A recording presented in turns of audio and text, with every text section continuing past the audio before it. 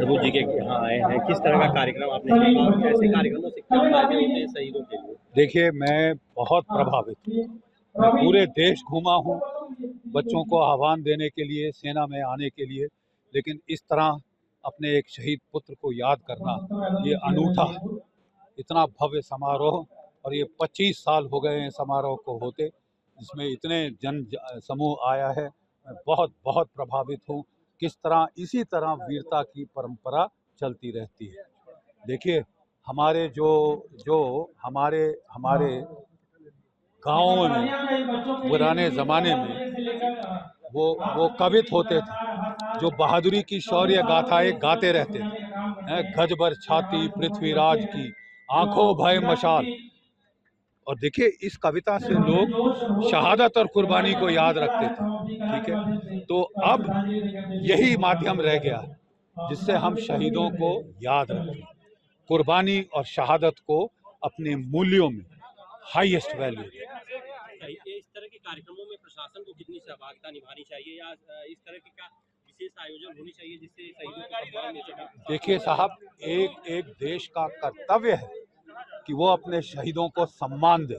जो देश शहीदों को सम्मान नहीं देगा, वो देश देश नहीं रहेगा। अग्निवीर सेवा जो आ गई है युवाओं के लिए, युवा कितने प्रभावित हो रहे हैं सेनाओं में? देखिए, अग्निवीर स्कीम के बारे में जिस दिन से ये लागू हुई है, मैं साफ कह चुका हूं कि हम इससे सहमत नहीं हैं। इसमें सुधार की जरूरत है। बांग्लादेश के हालात पर सर क्या कहना चाहेंगे इसमें? देखिए, जो 71 में जीत हमने हासिल करी थी, पाकिस्तान, अमेरिका और चीन मिलके कोशिश कर रहे हैं कि पासा पलट दें, लेकिन ख्याली पुलाव देख रहे हैं वो। अभी खेल खत्म नहीं हुआ, खेल शुरू हुआ है। जम्मू कश्मीर में सर 10 साल बाद विधानसभा चुनाव होने जा रहे हैं, क्या नई सरकार को किन चुनौतियों का सामना करना पड़ेगा? देखिए, बहुत फर्क पड़ा है मेरे टाइम से। जब मैं जम्मू कश्मीर में नौकरी कर रहा था, 5000 आर्म्ड टेररिस्ट, 60% पाकिस्तानी जम्मू कश्मीर में ऑपरेशन कर रहे थे। आज रह गए हैं 150। अब वो पीर पंजाल के दक्षिण में जिलाने की कोशिश कर रहा है, क्योंकि हमने जल्दबाजी में अपनी फौज काट ली। कोविड के ज़माने में बहुत कम लोग जानते हैं, 3 साल कोई भर्ती नहीं हुई। हर साल 60,000 लड़के रिटायर होते हैं। 60 तियाँ 1,80,000 जो है फौज कम हो चुकी है। तभी गैप बन रहे हैं रजौरी में, पुंछ में, और वहाँ वो सर उठा रहा है जहाँ हमने सर कुचले थे। सर्प विनाश में सांपों के सर हमने कुचले थे। सीए एनआरसी सर देश के लिए कितना जरूरी है या नहीं? सीए एनआरसी ज़रूरी है, लेकिन लाएं तो, हम उसी का इंतजार कर रहे हैं। Thank you sir. कहाँ और किस तरह से तैयारियां रही, किस तरह से कार्यक्रम, कौन कौन लोग आए हैं?